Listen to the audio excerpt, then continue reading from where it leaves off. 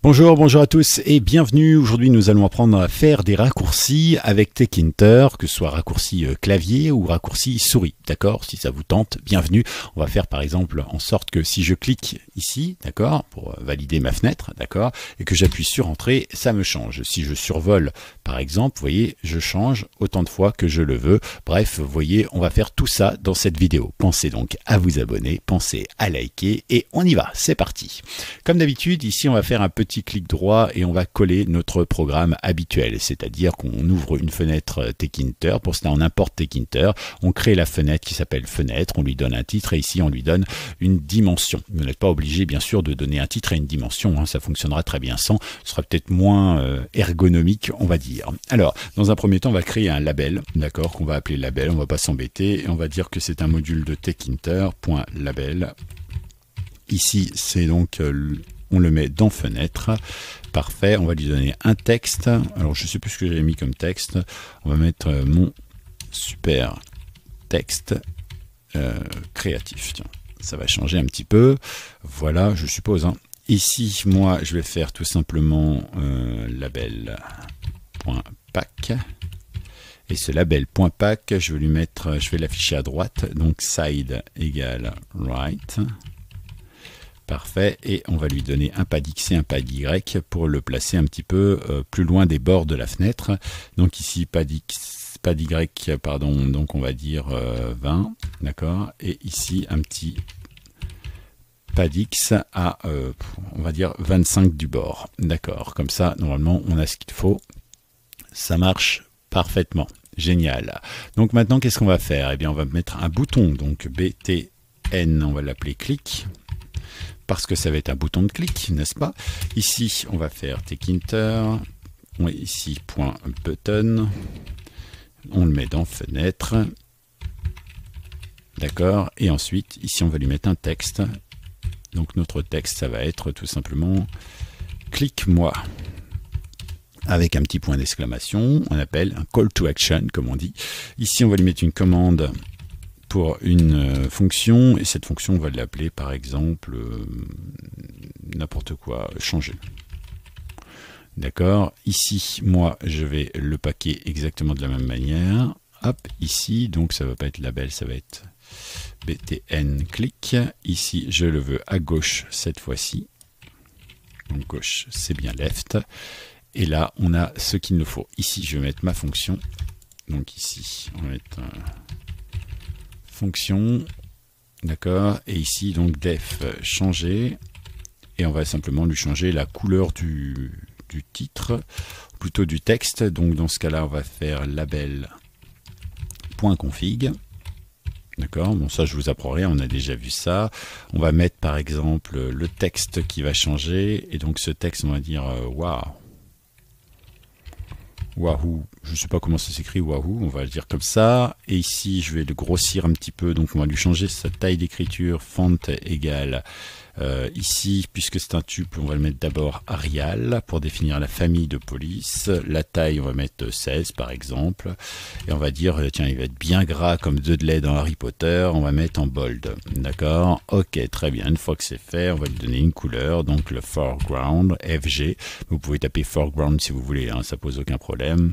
Et à partir de là, on va lui dire, par exemple, je sais pas moi, green. D'accord? Donc là, on va avoir quelque chose de vert. Donc normalement, tout devrait bien se passer, on vérifie ça, d'accord, donc ici si je clique, waouh, magnifique, d'accord, parfait, bon, et bien puisque ça c'est bon, maintenant on va pouvoir mettre un petit raccourci. Alors par exemple, quand on crée un raccourci, il faut savoir ce qu'on va faire, d'accord, par exemple moi je voudrais utiliser, admettons la touche entrée, ça me semble la plus logique pour cliquer sur un bouton.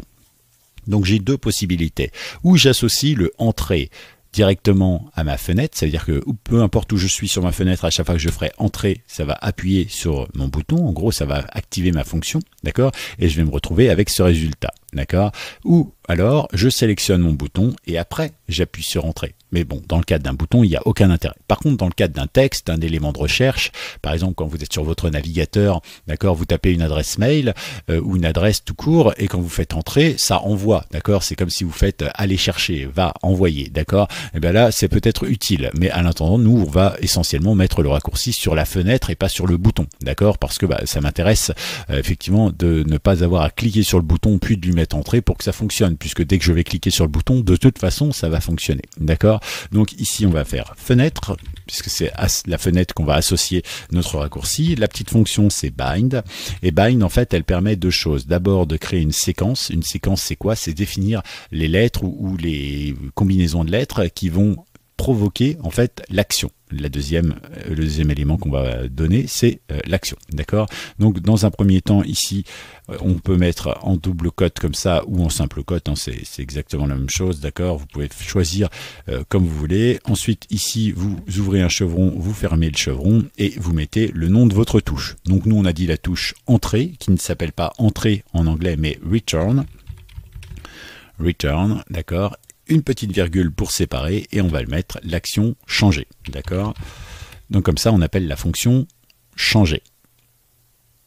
Tout comme mon bouton, d'accord? Donc techniquement, que j'appuie sur mon bouton ou que j'appuie sur mon raccourci, ça fonctionne de la même manière. Bon, là, il y a une erreur, je vais vous montrer pourquoi. Première chose, si je clique sur mon bouton, ça marche toujours. Très bien. Si je refais ça et que maintenant j'appuie sur Entrée, ça ne marche pas, vous voyez, j'ai une erreur. Alors qu'est-ce qu'il me dit ici? Il me dit tout simplement que changer prend 0 argument. En effet, dans changer, ici, j'ai pas passé d'argument. Et il me dit que pourtant, eh bien, j'ai donné un argument. Pourtant, ici, j'ai pas donné d'argument. D'accord? Mais c'est qu'en fait, exactement comme quand on l'a vu dans, c'était quoi? Pgame Volume, d'accord? Quand on bougeait les curseurs, etc., on envoie, en fait, un événement. Et donc là, il faut récupérer l'événement. D'accord? Alors, si je fais juste ça, c'est comme ça. Ou event, par exemple, c'est au choix, puisque vous pouvez mettre ce que vous voulez. Si je fais juste ça, je vais avoir une erreur. D'accord? Si on fait comme ça, donc si j'appuie sur Entrée, ça marche nickel. D'accord? Maintenant, si je veux juste cliquer sur mon bouton, maintenant j'ai une erreur. D'accord? Alors pourquoi? Eh bien, c'est l'inverse. En fait, il me dit qu'il a perdu un argument. C'est-à-dire que j'ai oublié ici de lui donner un argument sur mon bouton clic. En réalité, ce qu'il faut savoir, c'est qu'ici, de toute façon, il envoie l'événement. Ici, on n'a pas prévu de lui envoyer un événement. D'ailleurs, qu'est-ce qu'on va lui envoyer comme événement? Aucun. Donc, bon, dans ce cas-là, ici, on va le rendre non optionnel. D'accord? Si on le rend optionnel, eh bien, en fait, ça veut dire que s'il l'a, tant mieux, il le traite. S'il ne l'a pas, il ne le traite pas. D'accord? Donc ici, je lui envoie rien, donc il va tomber sur none. Ici, je lui envoie quelque chose, donc il va se servir de event. D'accord? Donc là, normalement, si je fais clique-moi, ça marche. Et si je fais ici Entrée, ça marche également. D'accord? Donc tout est bien dans le meilleur des mondes. C'est génial. Maintenant, on va s'intéresser à notre deuxième cas, celui de la souris par exemple. Très bien. Alors pour ça, on va faire quelque chose de très simple. Ici, on va faire survole-moi, parce que c'est quelque chose qu'on ne peut pas faire avec un clavier. On va l'appeler hover, tiens, exactement en anglais. Voilà. Hover, très bien. On reste en slide left. Et ici, on va l'appeler survole-moi. Survole-moi, toujours la fonction changer, parfait. Donc normalement à chaque fois que je survole, ça devrait marcher. Donc techniquement ici, moi je vais pas faire fenêtre.bind. Du coup, ce qui m'intéresserait, c'est d'arriver sur hover.bind, tout simplement parce que c'est quand je vais survoler mon bouton et non pas ma fenêtre que ça va activer mon raccourci. D'accord? Bind. Et à partir de là, on se retrouve avec la même chose. Donc on va pouvoir bien lui donner cet argument-là. Ici, pardon. Hop. Et vous avez bien sûr la chose à changer ici. Alors du coup, ici, c'est pas return, c'est enter. C'est-à-dire quand vous entrez dans la zone du bouton ici, eh bien ça va activer le changement. D'accord? Donc on va regarder tout simplement. Donc si je survole, il laisse comme ça et transforme ma phrase. D'accord? Par contre, si je quitte, eh bien lui, il ne change pas. Il faudrait que je fasse une fonction pour annuler. Le contraire de enter, c'est leave, tout simplement. Donc on va faire la même chose ici. Donc quand je quitte, quand je leave, et dans ce cas-là, il faut que je fasse ici une fonction leave avec les paramètres inverses, c'est-à-dire changer. Donc ici, je vais l'appeler leave. On va l'appeler quitter. D'accord. Ici, donc, je vais remettre mon texte, mon super texte créatif. D'accord. Ici, donc, on est... Alors, j'ai regardé un petit peu la police originale, en fait, hein, de Tkinter pour ne pas me tromper. Donc, c'est CGOUI ou IU. UI, normalement, ça doit être comme ça. On verra bien s'il la trouve ou pas. C'est en 9, bien sûr. C'est en normal, parce que c'est pas en gras. D'accord. Et ici, on sera en black. On peut le mettre en code HTML, ça ne change rien. 1, 2, 3, 4, 5, 6. Normalement, ça doit être pas trop mal. Donc, je survole, ça marche. Je quitte, ça ne marche pas. Tiens, pourquoi? Eh bien, peut-être parce qu'il a un souci avec l'écriture. Ah non, c'est tout simplement parce que ici, regardez, hop, j'ai pas changé le nom de ma fonction. Donc, il appelait exactement la même fonction, ça ne pouvait pas marcher. Donc, je fais ça, je sors, je fais ça, je sors, je fais ça, je sors. Je clique dessus, d'accord? Je vais dessus, ça fait rien puisque la fonction était déjà activée, mais ceci dit, si je sors, ça remet. Donc, ça veut dire que ça marche très très bien. Si j'appuie sur Entrée, ça marche de nouveau. D'accord? Donc voilà, on a déjà fait pas mal de choses. Hein. On a découvert comment est-ce qu'on fonctionnait avec le clavier. On a découvert comment est-ce qu'on fonctionnait avec la souris. Alors, évidemment, ce tuto pourrait s'arrêter là, mais il y a encore plein de choses que je ne vous ai pas dit. Et vous le savez, j'aime bien, moi, parler et vous apprendre tout ce que je sais, ou en tout cas, tout ce que j'ai pu découvrir. Donc, sachez qu'ici, donc, on était sur des choses très spécifiques. Je nommais, par exemple, ma clé très spécifiquement. D'accord? La clé entrée. Ici, on est sur la souris. D'accord? Alors, si on veut aller un petit peu plus loin, par exemple, eh bien, on peut faire sur des clés génériques. Parce que c'est vrai qu'on ne sait pas forcément, et on ne peut pas paramétrer systématiquement que dans Fenêtre, eh bien, à chaque fois qu'il clique sur machin, eh bien, je vais avoir ci, je vais avoir ça, etc., etc. Moi, ce que je vous propose, c'est d'écouter complètement votre clavier. Et à partir du moment où vous écoutez votre clavier, eh bien, vous imprimez ce qu'il y a de dit, tout simplement. Donc pour ça, eh bien, on va faire fenêtre, parce que là, encore une fois, il faudra être sur fenêtre. Ensuite, bind, d'accord. Ici, du coup, on va lui laisser un argument générique. On va dire key, avec un K majuscule EY, hein, qui veut dire clé, touche, entre guillemets. Et ici, on va lui dire, par exemple, dire. D'accord. Encore une fois, vous noterez la fameuse créativité dont je peux faire preuve pour nommer mes fonctions. Dire, d'accord, égal. Donc là, on va lui passer l'event également. Et ensuite, on va descendre là et on va lui faire un print. Et on va lui dire tout simplement que je veux imprimer l'event, donc. Mais je veux imprimer le key sim. D'accord. Et là, on va pouvoir donc avoir la touche qui a été plaquée. Et ça va apparaître ici. Donc ici, je vais faire un poil de ménage pour que ce soit un petit peu plus clair pour vous. Voilà. Ici, donc, on va regarder. Et donc là, pour l'instant, il ne se passe rien. D'accord, je peux survoler, je peux faire ce que je veux, etc. Maintenant, si je tape, par exemple, la première lettre de mon prénom, qui est Gaël, donc je tape un G. D'accord. Si je veux le mettre en majuscule, je vais donc appuyer forcément sur majuscule, hein, vous savez, le petit shift, et puis après, je vais appuyer sur G. Regardez ce qui se passe. D'accord? Ça veut dire qu'il me prend bien ici le Shift L parce que j'ai appuyé sur cette touche et après il me met le G majuscule. D'accord? Donc vous voyez, vous pouvez faire plein de trucs et là vous pouvez très bien dire par exemple c'est un super tuto. Alors je like la vidéo. D'accord? On peut très bien le faire, ça pose aucun problème. Et vous voyez, ça marche très très bien. D'ailleurs, pensez à liker la vidéo, on ne sait jamais, ça prend pas de temps.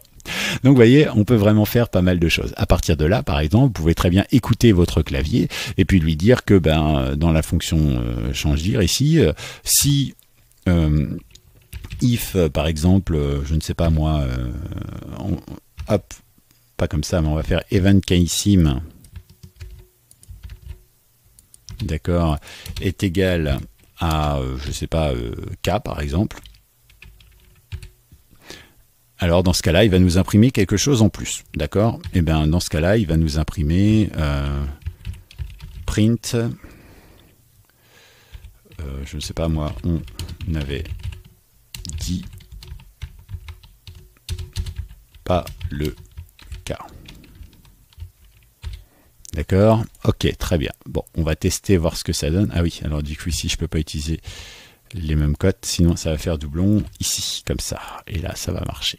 Donc techniquement, je vais avoir toutes mes lettres qui vont s'afficher quand je vais taper quelque chose, et si j'appuie sur K, par exemple ici, d'accord, et ici, vous voyez, j'ai appuyé sur K, non seulement il m'a affiché K, puisque c'est ce que je lui ai demandé avant ici, mais du coup ici, eh bien le K, voilà, donc ici j'aurais très bien pu lui dire, par exemple, on n'avait dit pas le K. Et donc ici, par exemple, maintenant qu'il a cliqué sur le K, eh bien, je vais pouvoir, changer, appeler ma fonction changer. D'accord? Changer. Hop, et ici. Donc maintenant, non seulement quand je vais appuyer sur Entrée, ça va changer, d'accord? Et puis si je tape n'importe quoi, alors que je fasse attention de ne pas taper sur le K, ça va aller. Par contre, si j'appuie sur mon K, vous voyez, ça fonctionne également. Donc ça veut dire que avec cette simple commande, Key ici, vous pouvez après définir vos différents raccourcis en disant bah tiens, pour le K il va se passer quelque chose, si je mets un 1 il va se passer quelque chose, mais si je mets un 2 il va rien se passer. Donc là dans ce cas là on mettra pas de if, d'accord? Et comme ça vous permettra de gérer directement tous vos arguments et toutes vos choses. Donc ça c'est plutôt pratique. Parfait. On peut faire bien plus de choses que ça. On peut faire des combinaisons de clés, par exemple. On pourrait faire quelque chose comme fenêtre.bind, par exemple. Et là, on va faire la même chose que d'habitude, c'est-à-dire ici, comme ça, ici, tac, tac, d'accord. Et ici, on va faire une combinaison de touches. Par exemple, on pourrait faire quelque chose comme contrôle. Alors attention, c'est en anglais, donc pas de E à la fin. Et ici, -key. D'accord, Key avec toujours un K majuscule. Et quand je vais faire ça, contrôle par exemple A, et bien dans ce cas-là, je vais lui donner une information. Donc ou ici je laisse Key générique et puis dans ma fonction, je vais pouvoir définir que si je fais contrôle K par exemple ou juste K ou quelque chose comme ça, il va se passer ça. D'accord? Ou bien je peux faire tout simplement CTRL A ici. D'accord? Ça marche également et ça marche très bien. D'accord? Donc il n'y a pas de souci là-dessus. Vous pouvez faire bien sûr la même chose avec ALT. D'accord? Voilà, vous avez la possibilité de tout faire, bien évidemment. Après, vous mettez ici votre fonction dans les deux cas, que ce soit CTRL ou ALT. Voilà, vous pouvez faire aussi la touche Windows, mais évitez la touche Windows parce que sur Mac, vous n'avez pas la touche Windows et sur Linux, vous n'avez pas la touche Windows non plus, même si sur certains claviers, vous l'avez quand même. D'accord? Donc, comme ça, vous le savez. Ce qu'il faut savoir, c'est également que vous avez la possibilité de faire quelque chose si votre touche est appuyée ou si elle est relâchée. D'accord? Vous avez la possibilité de le faire. D'accord? Donc nous, on va repartir sur fenêtre.bind, par exemple. Et ici, je vais donc faire press key. On va dire même press, je ne sais pas moi, A, par exemple. D'accord? C'est-à-dire qu'à chaque fois que je vais appuyer sur le A, il va y avoir quelque chose. Donc ici, on va faire couleur. Tiens, on va changer la couleur de fond de ma fenêtre. Et donc ici, je vais faire un def. Et d'accord, couleur. Je vais l'appeler couleur jaune, par exemple. D'accord. Et ici, donc, je vais lui passer mon argument, event. Et enfin, ici, on va tout simplement lui dire, bah voilà, la couleur jaune. Donc, ce sera fenêtre.config. Et ici, on va dire, c'est background égale, et du coup le jaune en anglais c'est yellow si je ne m'abuse, si mes cours sont pas trop loin. Parfait. Donc ça veut dire qu'à chaque fois qu'ici je vais cliquer sur un A, que je vais presser sur un A, d'accord, et bien à ce moment-là, il va me changer ma couleur jaune. D'accord. Donc vous allez me dire qu'est-ce qui change par rapport à d'habitude? Et bien c'est que là vous pouvez faire l'inverse. Tiens, j'ai fait une erreur. Je suis en train de regarder. Donc là, couleur jaune, BG égale yellow. J'ai donc un petit problème quelque part. Il me dit que j'ai un problème ici avec le press. Est-ce que c'est parce que j'ai pas laissé d'espace ici? Non, c'est pas ça. Ah oui, c'est pas press, pardon, excusez-moi. Oh là, j'étais un petit peu rapide. C'est key press, tout simplement. Ici, là, ça marche, d'accord? Donc si je presse le A, il me change, d'accord? Quand je relâche le A, il ne se passe rien. Maintenant, si j'ai envie que, par exemple, en pressant le A, ça devienne jaune et en relâchant le A, il se passe quelque chose, eh bien, c'est possible également. Donc, on va dire release, du coup. Alors, R-E-L-E-A-S-E, voilà. Non mais ça je précise parce qu'effectivement, vous le savez comme moi, j'ai quelques soucis en anglais. D'accord? Donc quand j'appuie sur A, j'ai la couleur jaune. Quand j'appuie sur A, toujours, quand je relâche A, j'ai ma couleur par exemple blue. D'accord? Donc on va faire exactement la même chose ici. On va recopier. Hop. Ici donc, on va mettre bleu. Blue. Et ici, on va mettre blue par exemple. Très bien. J'ai encore une erreur. Qu'est-ce que j'ai fait? Dites-moi. Release. Ah oui, c'est pas release press, c'est release key. Key release.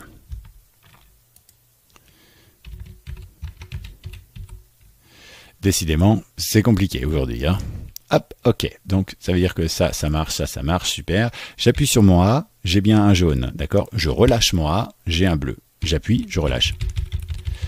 Voilà. Alors, je ne vais pas plus loin parce que sinon, je serais obligé de vous mettre le petit message sur les stromboscopes, etc., etc., et les crises d'épilepsie. Mais bon, vous avez compris le principe. Hein, vous pouvez appuyer sur votre A et bien sûr, à chaque fois que vous appuyez, il reste. Donc là, vous voyez, ça peut vous donner aussi des indications. Ça peut vous aider aussi à faire des choses. Une dernière chose qu'on n'a pas vraiment vue, c'est la souris, par exemple. Alors, comment je pourrais faire ça? Peut-être en vous proposant un nouveau bouton. Donc ici, on va faire, ici j'ai un bouton, tiens, hop, on va le copier ici et on va faire un dernier bouton pour terminer ce tutoriel. Donc ici, on va faire bouton clic droit, par exemple. Ok, très bien. Ici, clic droit.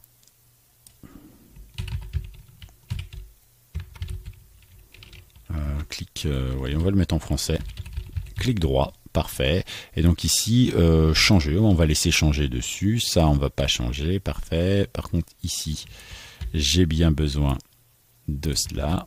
Et ici, on va récupérer l'information.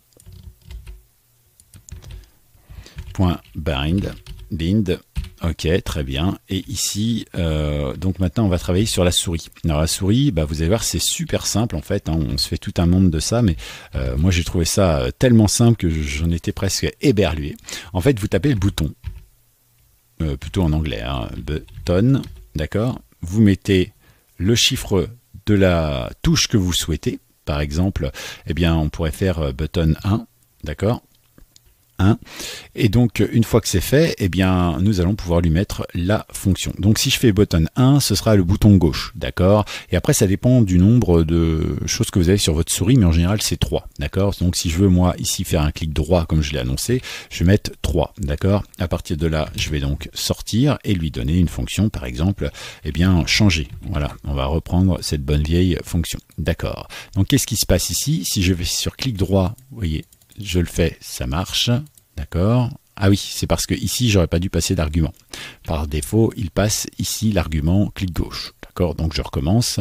Donc si je fais clic gauche, il se passe rien. Si je fais clic droit, vous voyez, ça marche. Donc vous voyez, vous pouvez paramétrer pas mal de choses et ça c'est plutôt pratique aussi pour donner différentes fonctions, notamment quand vous faites un lecteur audio, ou quand vous faites, je ne sais pas, un éditeur vidéo ou éditeur audio, etc., etc. Ça vous donne des fonctions, d'accord. Donc voilà, je crois qu'on a fait à peu près le tour. N'hésitez pas à vous abonner, n'hésitez pas à poser des questions si vous en avez envie ou besoin et bien sûr n'hésitez pas à liker cette vidéo. Je vous en remercie par avance.